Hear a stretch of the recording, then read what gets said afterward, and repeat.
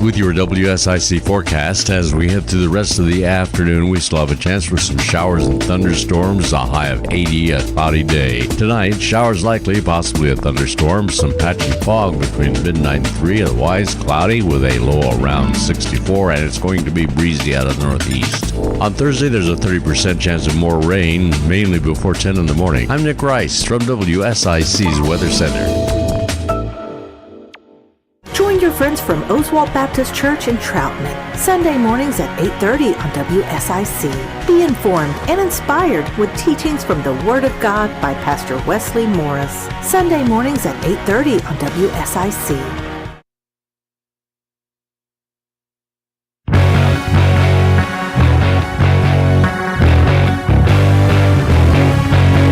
Hey, good afternoon, everyone. This is the Good, the Bad, and the Guilty here with WSIC. My name is Bill Hamby. I have the pleasure of being the Chief Deputy for the Iredell County Sheriff's Office. I have Detective Heather Little and Detective Sean Rowe with us here today. Joe, it's good to be back, buddy. There you go. I'm glad you guys are here Hey, today. there's Joe. What's up, my man? How are you? I'm doing great. How are you guys doing today? Doing great. Been away for 2 weeks now. Seems like I'm coming back in. Every time we come to WSIC, something's new and pretty and shiny. And I see today you have our names up there, man. Y'all are doing awesome work here. I appreciate that. Individual names. I got nice cue cards now. Listen. You remember when your breaks are, though, right? You just give me the break card. Sheriff keeps up with that. But again, want to thank everyone for tuning in to the Good, the Bad, the Guilty here on WSIC 100.7 FM, 105.9 FM. If anybody's interested today, our topic today will be our threat assessment program. Heather and Sean do a wonderful job and have taken this program to new heights. And we'll get into that here in just a little bit. But if you have any questions, comments, anything, please give us a call, 704-873-1400. Once again, at 704-873-1400. And Joe, today, Sheriff Campbell is unable to be with us. He is out doing some Sheriff's Association business. As you know, and for those of you that may be new to the radio show, Sheriff Campbell was recently elected by all 100 sheriffs here in North Carolina as president of the North Carolina Sheriff's Association, and from time to time that requires him to unfortunately be away from the office and tending to business here within the state of North Carolina. And for anybody that hasn't been watching the news in the last several days, there's a little storm down in Florida. We're praying for those folks in Florida, Georgia, South Carolina as a storm moves its way north. And just some safety tips for that right quick before we get started on the show tonight. Watched a couple of weather forecasts before coming to the radio station today. Doesn't look like here in the Statesville, greater Statesville area, we should get much rain. But you know, as that storm kind of moves around, we may get some, we may get more or less. Southern Iredell County, definitely Mecklenburg County and points east and south are supposed to get quite a bit of rain. So please watch out for flooded roads. As I think the great state of North Carolina likes to say, turn around, don't drown. So please be careful with that. Watch for any down power lines, especially the gentleman on channel 636. As he was speaking earlier today, we have had quite a bit of rain, thunderstorms last couple of days. The wind is supposed to get gusty in the area, and according to his calculations and measurements, about 30 miles an hour worth of wind can bring a tree down. So watch out for down power lines, watch out for trees across the road, and check on your neighbors if we have a power outage. Especially our senior citizens. It's still kind of warm, still kind of muggy, so make sure that you're checking on your senior citizens and those that are shut in. If you need us to come out and check on some folks, give the Sheriff's Office a call. 878-3100 is our non-emergency number to ECOM, and we can go out and check on those folks for you. So, as I said earlier, been gone for about 2 weeks. The first week I was on vacation, and then last week I had the distinct privilege of going to Virginia Tech University up in Blacksburg to speak on behalf of Cyber SWAT, which is a program that we are still the only sheriff's office in the state of North Carolina that has this program. It is a program that was developed by Sheriff Mike Brown,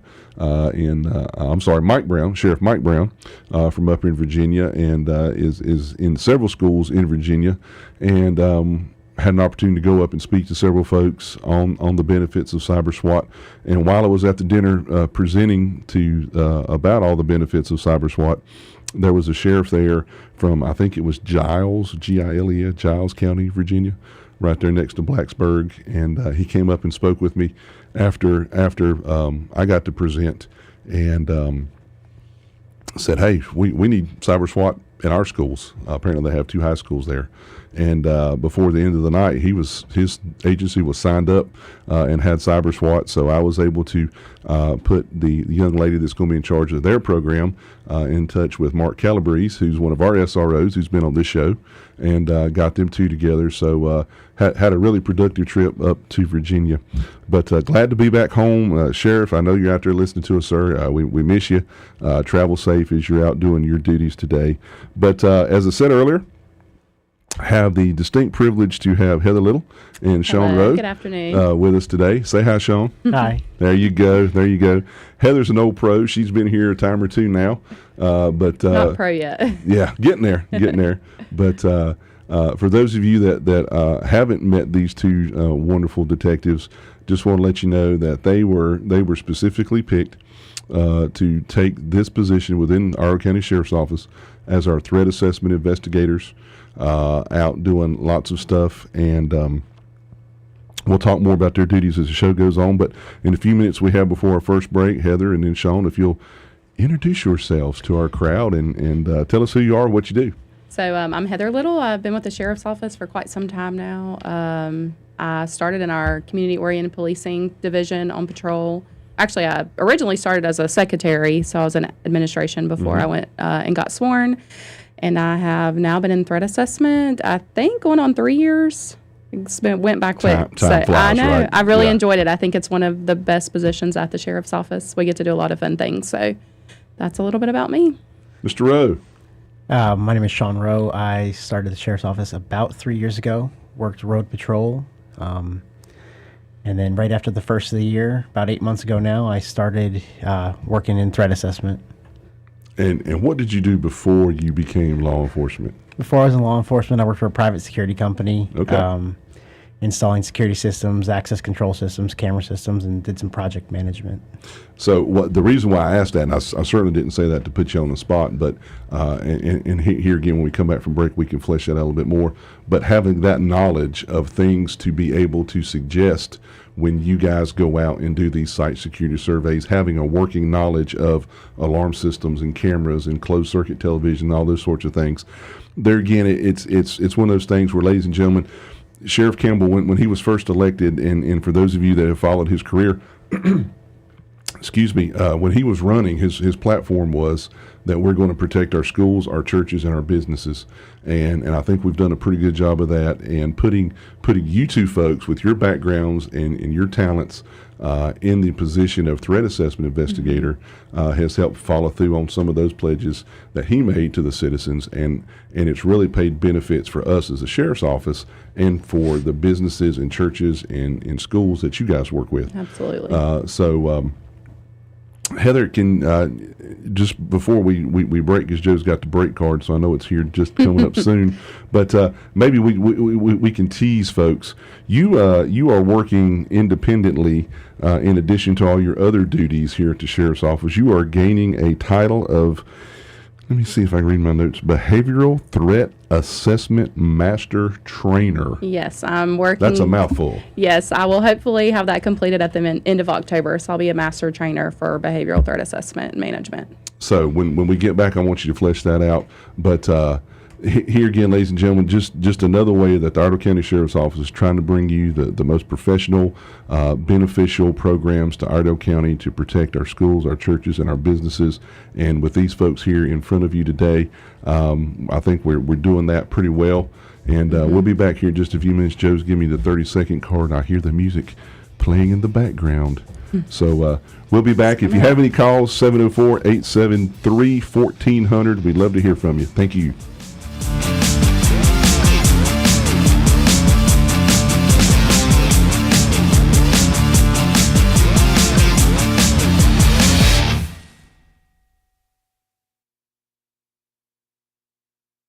More of the good, the bad, and Talking the good, the bad, and the guilty. Hey, are you guys calling in for good, bad, and guilty? Oh, hold on just a second. Hello? Can you hear me? Can you hear me? Yes, Yeah. I got you. Are you calling in for good, bad, and guilty?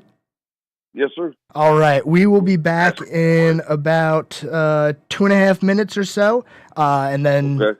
they'll let you know when you're on. All right. Thank you. All right. Caller. How exciting.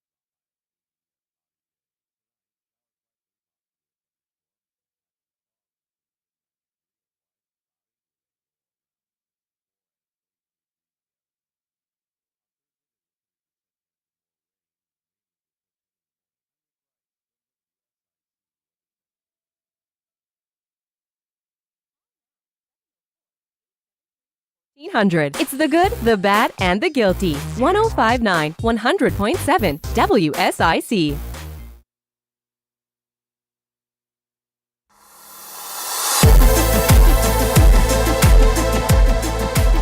It's my clubbing music, Joe. I like it. Ladies and gentlemen, welcome back to the Good, the Bad, and the Guilty here on WSIC. Again, that's 100.7 FM Statesville, 105.9 for all our other friends in the villes around Statesville. If you have questions or comments, please give us a call, 704-873-1400. And Mr. Joe, I do believe we have a caller on hold. Hello, caller, are you there? Yes, sir. All right, sir. How can we help you today?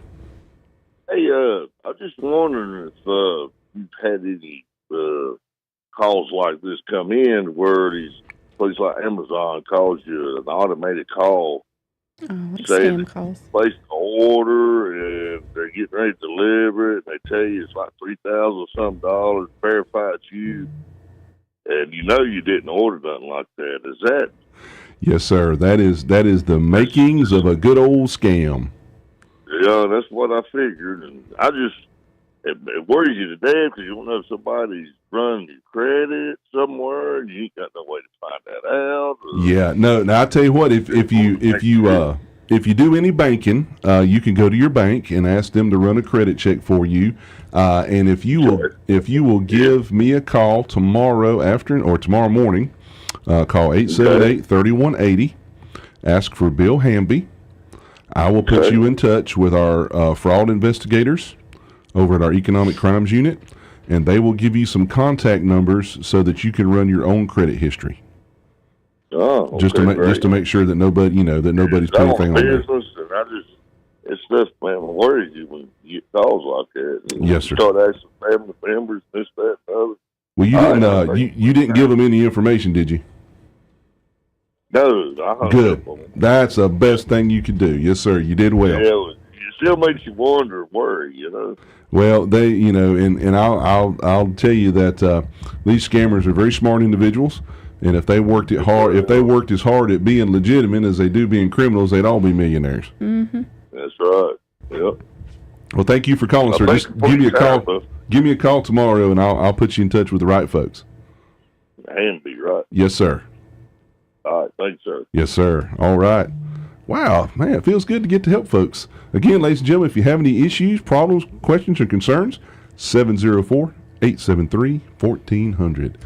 All right, ladies and gentlemen, Sean and Heather, let's talk about, because school is back in now, Yeah.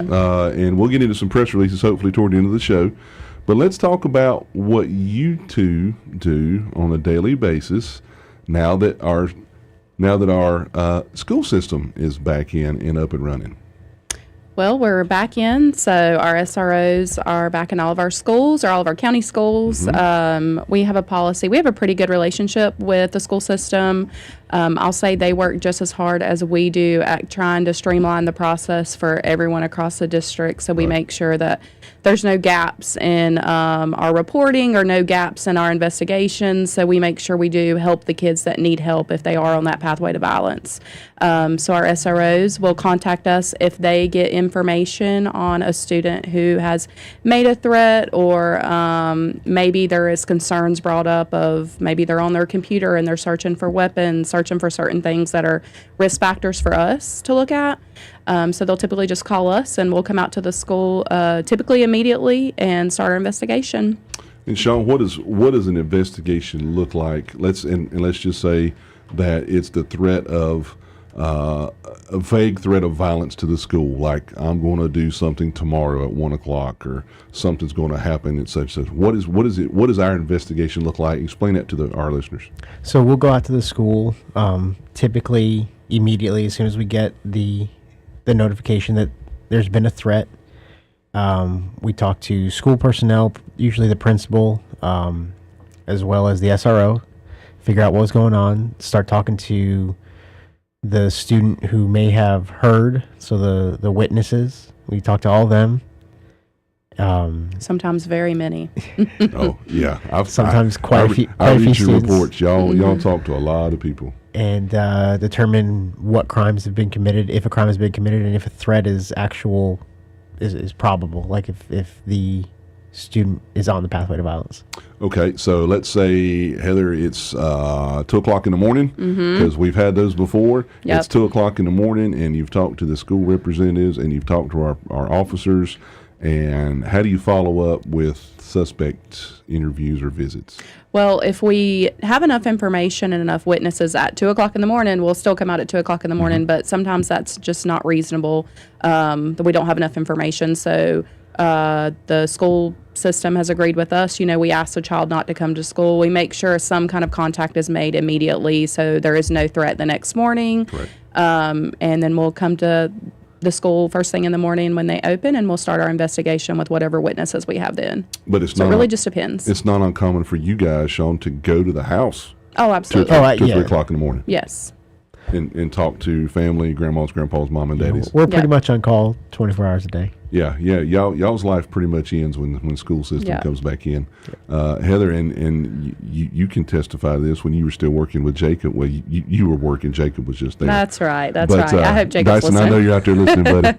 But you were pretty much on call 24/7, 365, Yeah. and then we got Mr. Rowe over there to help you, and just watching you guys work and watching y'all's interactions, I think it's just grown the program exponentially by having the two of y'all working. Because I know there were a couple times when you were dealing with multiple investigations and threats at one time. So now, there again, with you talking to the sheriff and us realizing that we needed help in this area, it was just a smart move to go ahead and get another detective. It is unfortunate for the world we live in that we need another one, but it is a great help because I couldn't be in two places at once. And with all that the sheriff wants us to offer, which are great things, it's definitely helpful to have the second threat assessment. So Sean, you're learning, catching up, we're getting after it too, huh? Yes, sir. I'm trying to catch up and figure it all out, but It's done a good job. and I'm happy for the opportunity. Yeah. So how do you follow up? Tell me what the follow-up looks like. You've gone out, you've talked with the child, you've determined that there was a law that was broken. Where does it go from there? Well, if there was a law that was broken, we always send it to juvenile services, and juvenile service, that it is a felony charge for communicating threats of mass violence. It's not. Now, repeat that again slowly. Sorry. So our listeners can hear. Yes. So that listeners, we're asking you to help educate Yes, your your children on your what they nieces can and and can't nephews, say. your grandchildren. We take it extremely serious. Absolutely. Sheriff Campbell takes it serious. The Iredell County Sheriff's Office takes it serious. Iredell Statesville School System, Mooresville Absolutely. School System takes it serious. It is a felony. It is a felony. Crime. It's a felony communicating threats of mass violence on educational property. And so once you are charged and it goes to the court system, Sean, what can the school system normally do to those folks? They have a new matrix this year where that dictates their discipline for those students. But typically, if they've communicated a threat of mass violence, they're removed from the school and sent to the alternative school. So they're going to alternative school, or they can be suspended, right, Heather? Yeah. They can be just totally suspended. It kind of depends. It's a case-by-case basis, depending on their history, how many felonies they have on their record or how many they've had, kind of just grouped together. And the threat assessment team kind of, I won't say decides, because the school system does have a protocol and matrix, but some kids are put virtual where they're not allowed back in school. So what they're saying, folks, is, and having had a child recently go through the process of trying to get into a college, juvenile criminal records are sealed. So as far as the day-to-day individual knowing that a child has been charged with a crime, that's still sealed. But if a child is applying to a college or a university, they're going to find out. They're going to get that information, and you can have a straight A 4.0 all-star sports player, all-star student. And when they see a charge, let alone a conviction for a felony threat against violence, you know where that college application goes, right? Right in file 13. So folks, do your neighbors' kids, do your grandkids, nieces and nephews a favor. Sit them down and tell them, Yes. guys, y'all echo the sentiment about the seriousness of these charges. I don't care if you're joking. We don't care if you're joking. Yep. We tell them that every time. You threaten a school, you threaten a teacher, you threaten another student, and you're going to be looking at one of these two fine folks in front of me. Absolutely. We investigate all of them the same, and we're pretty much good at it now to kind of differentiate when we have a serious problem. We know those risk factors, and we've had some of those. And then when they're just joking or said something out of anger, but still, they're all taken seriously regardless of what is said. Yeah, I mean, in today's society, we're not going to take a chance. And with just what happened in Chapel Hill just day before Absolutely. yesterday, where a life was taken, unfortunately, by a student at one of our premier universities, we are not going to put up with it. We're not going to tolerate it. And, oh, these poor kids, they were just joking around. No, sorry. Zero tolerance. Now, those that need help, they'll still have the criminal aspect, but there are plenty of things with the school counselors. There are plenty sure. of resources for those who really need the mental help. And so it's not, we know that there are some kids that are going through things that need help. So the school is there. They have resources to help put in place to help those kids as well. But they will be removed from the school. Oh, yeah. Yeah. So Absolutely. it's not a joke. It's not funny. And I remember years ago, back when I was still working on, when y'all were probably still in high school. Yeah, I mean, you talk to these parents and it breaks their hearts that the kid was, well, he was just joking. Well, no, we don't care. I mean, I shouldn't say we don't care. We care for the child. Yes, but we care for all the other children in the school as well. We are not going to put our school administrators, our staff, our children, our facilities in danger or allow them to be threatened. Yep. So, good deal. It is sad sometimes because there are very good kids that make mistakes, but we have to unfortunately treat them all the same. And we're going to err on the side of caution. That's right. Absolutely. All right, Joe's giving us the 30-second sign. So when we come back, we want to talk about another service that you two offer and the Sheriff's Office offers about going into businesses and doing security surveys for businesses. Yep. So again, folks, if you have any questions, 704-873-1400. We'll be back shortly.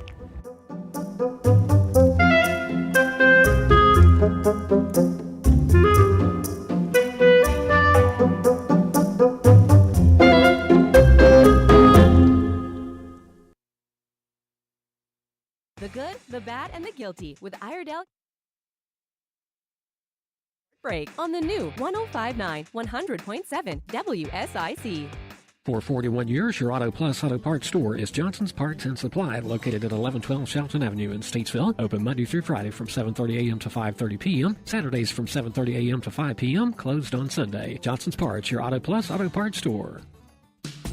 I'm Nick Rice with your WSIC forecast. As we head through the rest of the afternoon, we still have a chance for some showers and thunderstorms, a high of 80, a cloudy day. Tonight, showers likely, possibly a thunderstorm, some patchy fog between midnight and 3, otherwise cloudy with a low around 64, and it's going to be breezy out of the northeast. On Thursday, there's a 30% chance of more rain, mainly before 10 in the morning. I'm Nick Rice from WSIC's Weather Center.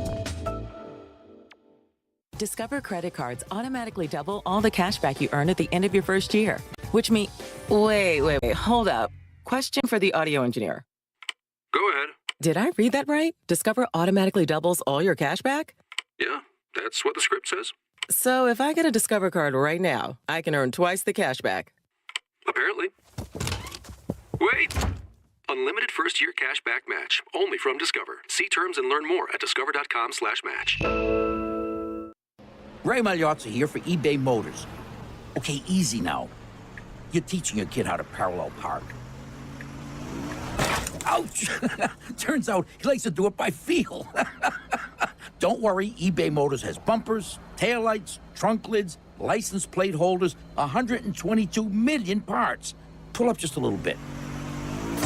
And headlights. They've got lots of headlights. Get the right parts at the right prices. eBay Motors. Let's ride. Wake up, people. You are optimizing every waking hour of your life. From carpooling kids, to work, to friends, and everything in between. You have to get sleep. And a bed that can perform as well as you do. Meet the next generation Sleep Number Smart Bed. It effortlessly adjusts to your shape, position, and movements. Learning how you sleep, so you learn to sleep better. Night after night. Sleep next level. Only from Sleep Number. Don't miss our Labor Day special. Save 50% on the Sleep Number limited edition smart bed, plus free delivery when you add a base. Ends Labor Day. Do you struggle with occasional nerve aches in your hands or feet? Try Nervive Nerve Relief from the world's #1 nerve care company. Nervive tablets contain alpha-lipoic acid to relieve nerve aches, weakness, and discomfort, plus B-complex vitamins to support healthy nerve function as you age. Live life with less nerve discomfort with Nervive Nerve Relief. Learn more at nervivehealth.com. And try Nervive Pain Relieving Cream to block nerve pain signals at the source. Use as directed.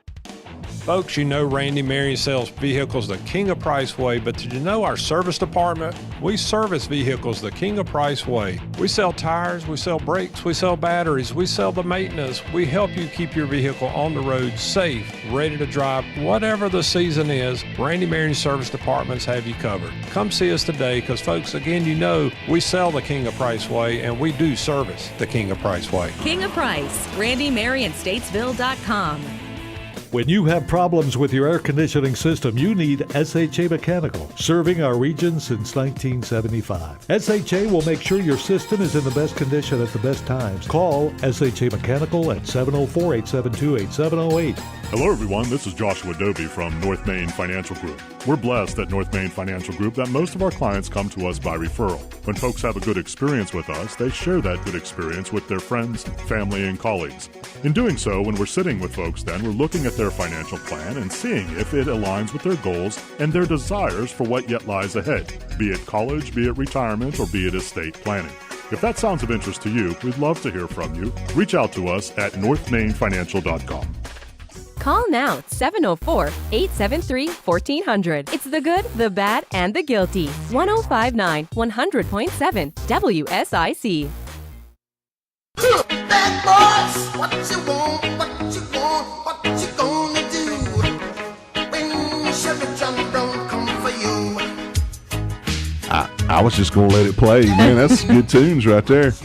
Good afternoon, ladies and gentlemen. Thank you so much for being with us today on The Good, the Bad, and the Guilty. For those of you that may have joined us during the break, I'm Bill Hamby. I have the pleasure of being Chief Deputy here at the Iredell County Sheriff's Office. I have Detective Heather Little and Detective Sean Rowe with us here today. Sheriff Campbell is out doing Sheriff Association business today, so hopefully he'll be back with us next week. We were just talking about how the Iredell County Sheriff's Office, especially Sean and Heather, conduct threat assessment investigations within our school system, working with our school staff and our school SROs. So want to change gears, guys, because I know you guys, I should say men and women, because y'all do more than just schools. And I know this month, in addition to your other numerous duties, you've given some senior safety education presentations. You went out and did a site security survey for a business. You did one church and one private school here in Iredell County. And I know those are kind of in depth when y'all go out and do those. So tell us, what does a site security survey for maybe a business, what does that look like for you guys? Talk about the business? Yeah, sure. We go out and we meet with the owner of the business, the manager, discuss what their concerns are. We usually walk their property or their buildings and give them some advice or ideas and recommendations. Yes. Yeah. Just some recommendations on what they can do to help prevent crime. And there again, that's where you can fall back, especially on things you did former career. Yes, sir. Talking about alarm systems, lighting systems, cameras, things like that. Correct. So that when we make our recommendations, they are not legally binding. Nope. They don't have to do it. But my opinion is, why would you call an expert, get an expert opinion, and then not try to integrate some of that information? So I know that you guys have done many of them, and over the summer y'all were rocking doing those. So how do they contact you? What do they need to tell y'all? What are some things? What is some information that you ask to help facilitate those surveys? Well, typically, they just call in and request them. We get in contact with them, find out what their needs are, and then we just go out, talk to them in person. Okay. So let's say that I own a Hamby widget company, okay, and I'm having some employee thefts. What are some of the things that you would recommend for me to prevent maybe some employee thefts? Well, cameras. We love cameras.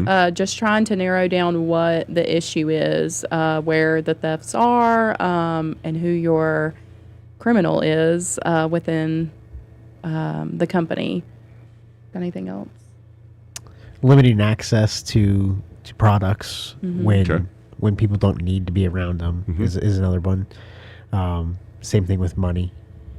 So also we have the ability, and I know that you've done some, Sean, I think you have too, to where the way it kind of typically works is we'll go out and do maybe a site security survey, and then we normally try to follow that up with some sort of active shooter prevention class or what to do in the event of an active shooter. So kind of tell us how those two kind of dovetail together. Well, I guess just making the contact for the business assessment, and then they realize all of the things that we offer at the sheriff's office, and active shooter for businesses is a big one.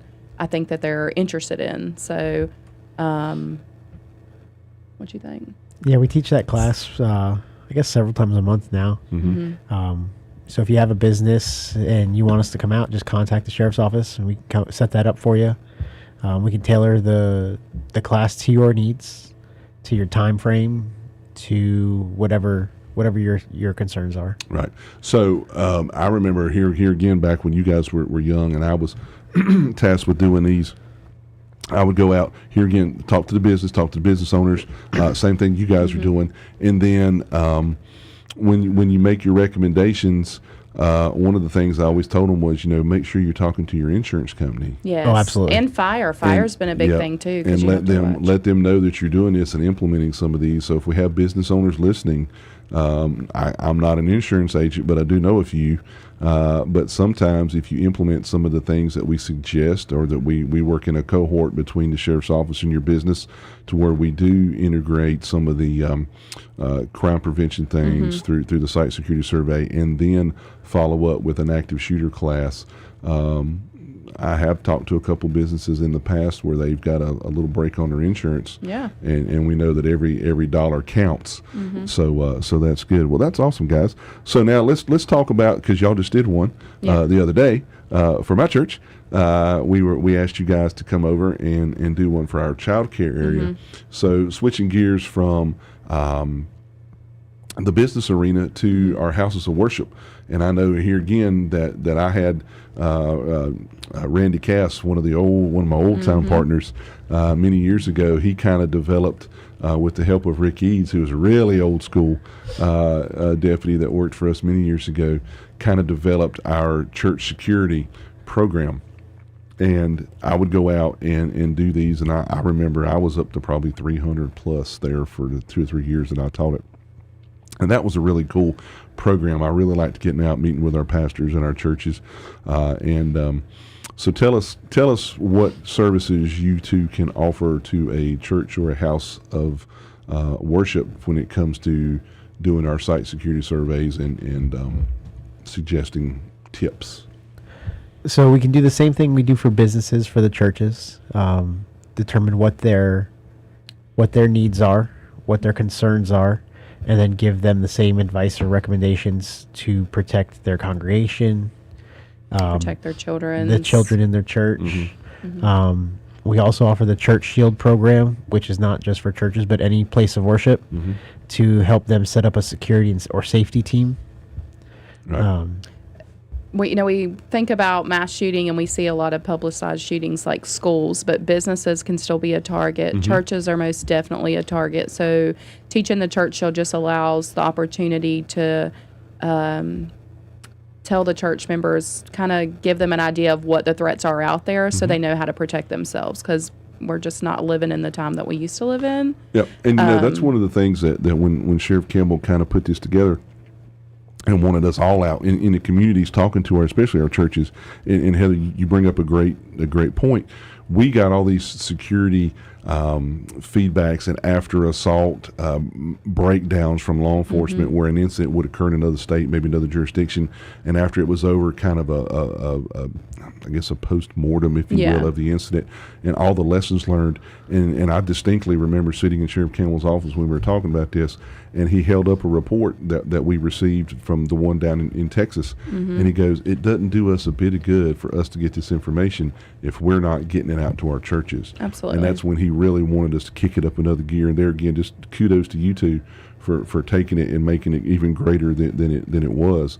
But so how could what are just a couple quick things for those that may be church members? What are just a couple quick things that you guys could recommend this afternoon for a church to maybe implement to keep themselves safe? Well, the main thing is just realizing when you have someone new or visiting that I would say is a suspicious character, just be aware of them, where they're sitting, and always call us if you feel like you're not uncomfortable, even like if you feel like there's going to be a problem. It's just recognizing that could save potentially. And we've done enough training with our folks in-house that if you call us out to a church or a house of worship, we're not going to run up in there and just, get all up in people's business. But, we are trained, our men and women are trained on what signs and things to look for. Yep. And Heather, I know I made some notes here. That's some of the things I want to talk about when we come back. I think it's a technical term called leakage. Yes, we talk about leakage a lot. We talk about leakage a lot. Leakage is our favorite thing. Yes. So we'll talk about that when we come back. But what may be another safety tip, just real quick, kind of just easy, childcare. Let's say for childcare. Well, for childcare, you want to eliminate the access to the children, because if there is an altercation, say in their congregation or in another part of the facility, to me, our children is our most sacred thing. Absolutely. So eliminating the access to the kids would be my number one. Eliminating your access doors, eliminating anyone access that shouldn't be there.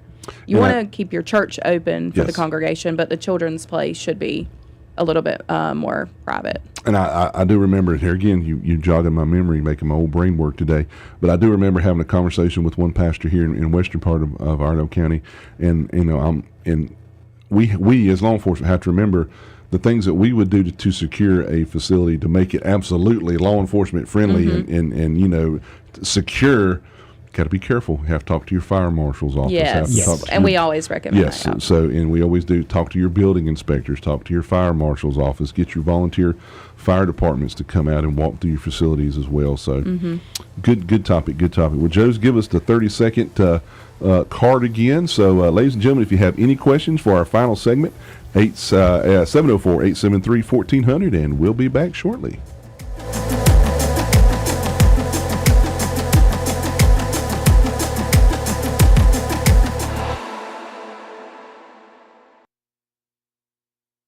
There's more of the good, the bad, and the guilty with Iredell County Sheriff Darren Campbell on the way from the new 105.9 100.7 WSIC.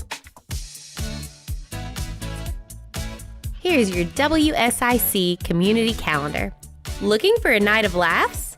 Mike Goodwin, who's been on America's Got Talent, is coming to Kane Center for the Arts here in Cornelius, Saturday, September 9th. Kane Center for the Arts' 2024 fall season. Comedian Mike Goodwin, Saturday, September 9th. For more info, visit canearts.org. Apple picking at Kerrigan Farms is almost here. The apple picking at Kerrigan Farms is a very short window. September 5th through the 30th, apple picking at Kerrigan Farms. Only in September. Book your experience now at kerriganfarms.com.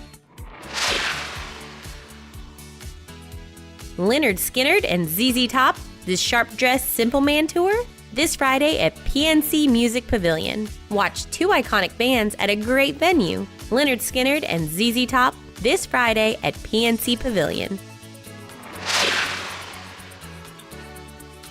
Have you ever been to Davidson's concerts at the Circles? This weekend you can go! Davidson's concert at the Circles will feature 80s Nation, an 80s tribute band. Concerts at the Circles, Jeton Street by Clean Juice and Davidson. NASCAR is back at Darlington this weekend. Xfinity race starts at 3:30 on Saturday and Cup Series at 6 p.m. on Sunday. Thanks again to Drum Landscape Supply in Statesville for the Days of Darlington ticket giveaway contest at WSIC. Have an event you would like to tell people about? Yard sales, estate sales, and everything in between? Visit WSICnews.com and click on events to submit your event today.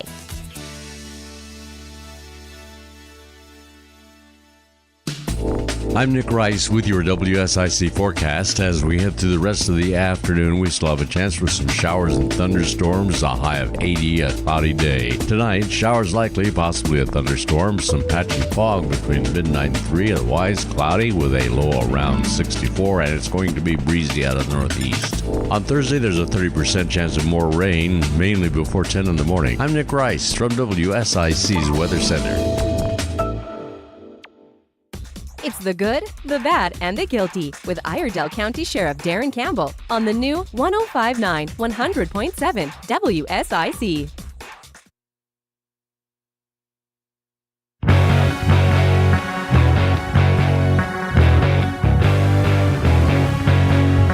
Man, I like that music, Joe. You're doing a good job over there today, sir. Thank you very much.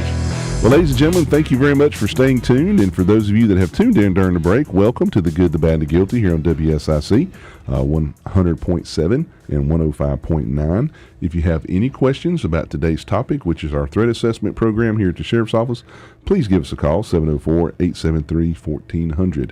Before we left for break, we introduced a rather unique word maybe to some of our listeners. We call it leakage. Leakage. Can you define leakage? Well, in threat assessment world, leakage is what gets us started. This is not the plumber at the house kind of leakage. This is professional police leakage. Yes. So anytime a person is overhearing a threat or sees on social media a threat and they report it to us, like we want that leakage.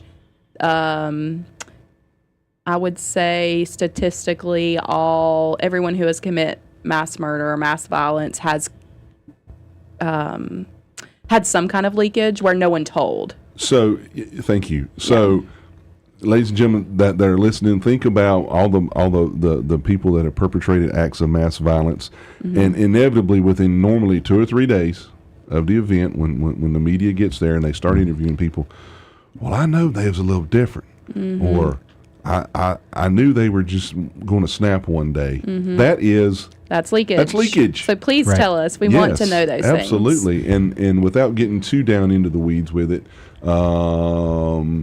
there are programs that our school computers run through that detect keywords that add to our ability to determine the leakage. Yep, absolutely. The school has a lot of things in place on the kids' computers, but also we have our app where anyone can submit a tip anonymously, and then we have See Something, Say Something that's pretty big with the kids. They, it could be anonymous if you want to be anonymous, but if you are going to be anonymous, please give us as much information as possible.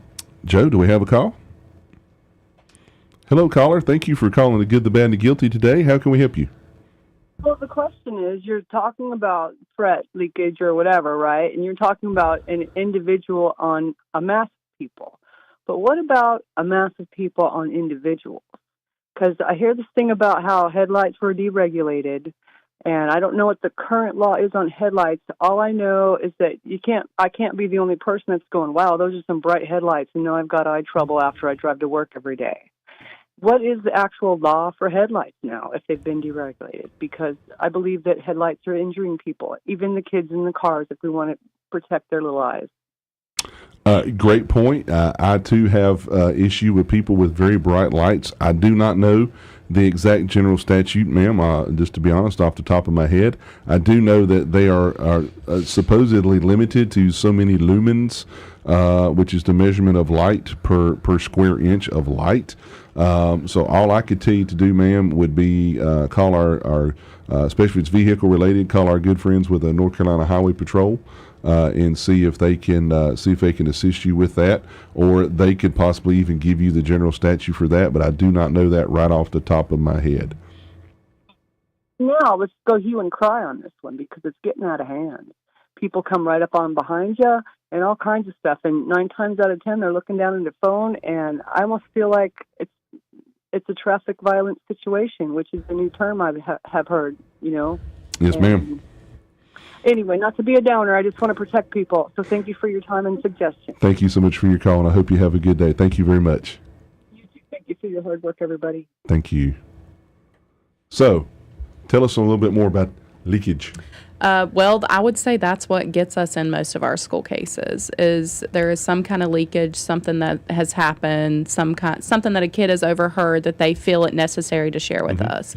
And that's what we want to encourage parents, encourage your students, because we all have a worry. I have children that go to school. Absolutely. He has children. We all have children that go to some kind of school, and I don't want anything to ever happen while my child's at school, and I know most parents don't. So that's how we get the information to prevent mass violence. To switch it slightly to the two other topics we talked about today, what if you're a business owner, or what if you're in a house of worship and things like that? How do you navigate that leakage? Well, I would say business, a lot of domestic violence situations can turn into maybe shooting happening at a business or some sort of act of violence. Yeah, some kind of act of violence. So I think just if you know of any kind of suspicious activity, just letting us know that. Because we don't only do threat assessments for schools. This month I did one for a business who had an individual that they were worried about. We look into all kinds of different people and businesses, churches, any kind of problem that you have. We'll definitely look into it to try to make sure. Prevention is the thing with threat assessment. We can't predict when these things are going to happen, but we can do everything we can to prevent it. Do everything we can to educate as many folks as we can. So yep. Awesome. So in the few minutes that we have left, I want to talk about actually a press release that I have that I believe you two were involved with. Yes. This occurred on. Actually, it occurred on Thursday, August the 10th. Yes. Yes, sir. But we were not made aware until Thursday, August 17th. Yep. A week later. Where it appeared that an individual went onto the grounds of West Ardell High School. They were no longer a student, and it was during open house, which there's a lot more people on campus, a lot more things. But we received some information or some leakage. Yes. So tell it, because Miss Heather, I see your name all over this one. Tell us about this one. Tell us about this report. Well, I received information that our previous student, recently graduated student, was on West Iredell High School campus, open house with a firearm in their waistband. We conducted an investigation to verify that he did, in fact, have a firearm on campus, which is super, I'll say, scary for everybody. We never want that to happen. It did not appear to be an accident. So my only thought is, if you're going to have a weapon on campus, what is the purpose of doing that? And it's just a scary situation for everyone. But the thing is, people see, wasn't concealed very well. People see those things and they report it to us, and we're thankful for that. But we really never would have known if it wouldn't have been for someone speaking out about it. So you were able to follow up on that as quick as we received the information? Yes, absolutely. Followed up on it, and because the juvenile is a juvenile, we will not be able to name this person, but they were charged with felony weapon on educational property. Yep. Which is a significant felony crime. Yes, that is a big one. In possession by a minor, and there was one other charge. I can't. Carrying a concealed firearm. Yeah, carry concealed. Yep. So here again, we need individuals that see something, say something. There for a while there was this culture. Well, I don't want to be a snitch. I don't want to be a snitch. Ladies and gentlemen, for those of you that hear children say things similar to that, please educate them about the intense need for them to step forward to tell law enforcement so that we can prevent any potential tragedies that occur. But you guys did a great job on that one, and very thankful it didn't turn into anything else. Yes, absolutely. Have another press release where we had 2 juveniles who were charged out of a drug deal that occurred at Lake Norman High School on Friday, August 25th. There again, some good school security footage was able to catch this exchange, if you will. There again, our SROs got information from the students that were there, and we looked into it, and we were able to charge those 2 individuals.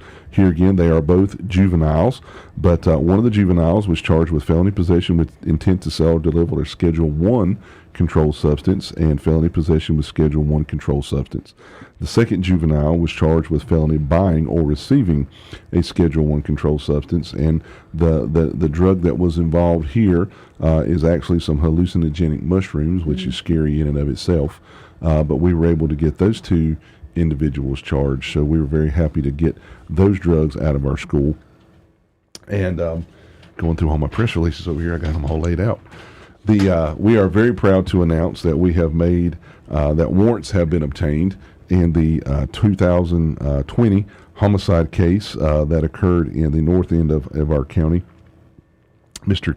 Kadeem Jamar Featherson, 32 years old, of Charlotte, actually of 1619 Kentucky Derby Drive in Charlotte, was charged with 1 count of felony homicide. Our men and women in our detective division, our CID, our homicide investigators, did a fabulous job of staying on this case, staying with this case, working every lead. Apparently, when it first came out, we did not have any leads. And then there again, see something, say something. Our men and women did a great job investigating this case.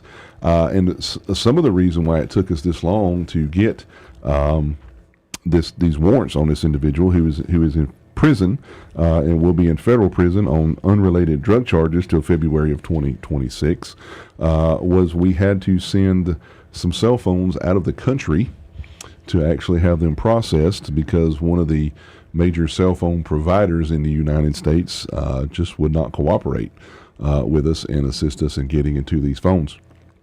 So we had to send them out of the country, and some things were done. Legal things were done, and we were able to get Mr. Featherson charged. For those of you that may have seen this story on our Facebook page, he has a criminal history basically a mile long, but some of the highlights are 3 counts of felony possession of a firearm by a convicted felon, felony larceny, felony break-in entering, felony possession of heroin. So just not a nice guy at all. So just that and several other press releases. If you want to follow us on social media, go to your app store and look for the Iredell County Sheriff's Office app. You can follow us on Facebook. You can follow us on our webpage at www.iredellsheriff.com. Heather, Sean, thank you guys for Thank being with you us for today. having us. Thank you. I hope we were able to enlighten our listeners as to what our threat assessment program is about and some of the services that we can bring to your facility, to your church, or to your school. Can always call us. If you need us, give us a call, 704-878-3180 at the Iredell County Sheriff's Office. Joe, thank you, sir, and we'll see everyone next week.